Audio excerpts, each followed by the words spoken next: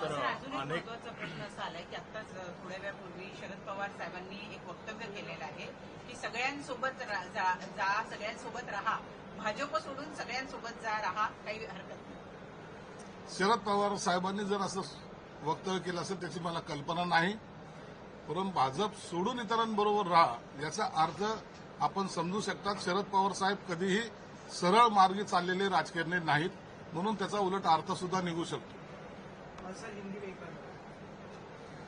आषाढ़ी एकादशी के निमित्त महाराष्ट्र में जो बहुत सारे वारकरी संप्रदाय के लोग अब दिंडी के माध्यम से चलते रहते हैं, कई किलोमीटर वो चलते रहते हैं, उनका देखभाल के लिए, उनके मेडिकल के लिए तत्कालीन मुख्यमंत्री एकनाथ शिंदे साहब ने 20,000 रुपए हर दिंडी को देने की कोशिश की थी.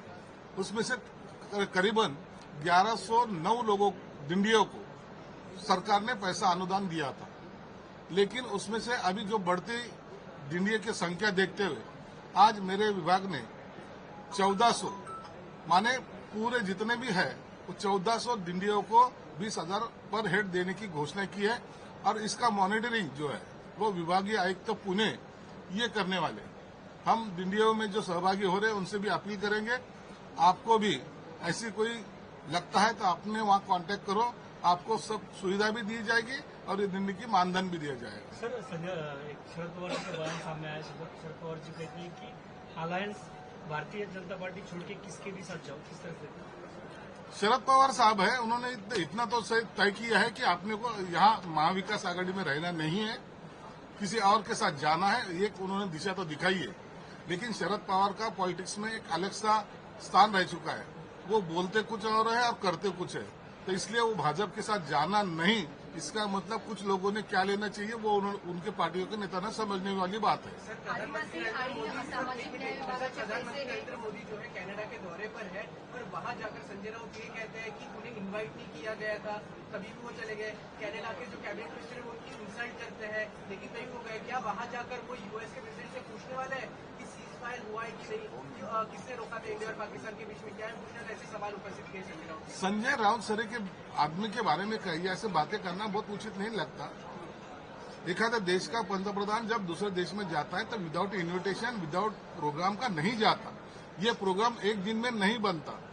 इसको कुछ दिन पहले इनका प्रोग्राम जब सब जाता है और देश भर में वो वितरित होता है. इसलिए संजय राउत को ये पॉलिटिक्स में जो प्रशासन की बाजी होती है उसका कोई अता पता नहीं है, और ये बेवकूफ जैसी बातें करके अपने ही पंतप्रधान का वो इंसल्ट कर रहे हैं. ये देश देख रहा है, देश जरूर उनको जवाब देगा. सर, यूपीटी के नेता वसंत मोरे का एक बयान सामने आया है कि भरत सेठ गोगावले अघोरी पूजा कर रहे हैं गार्डन मिनिस्टर के लिए.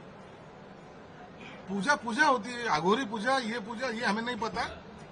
ये ऐसी 11 ब्राह्मणों को लेके उन्होंने जो पूजा की है तो सबके सामने की है, उसमें क्या बड़ी बात है, क्या दिक्कत है.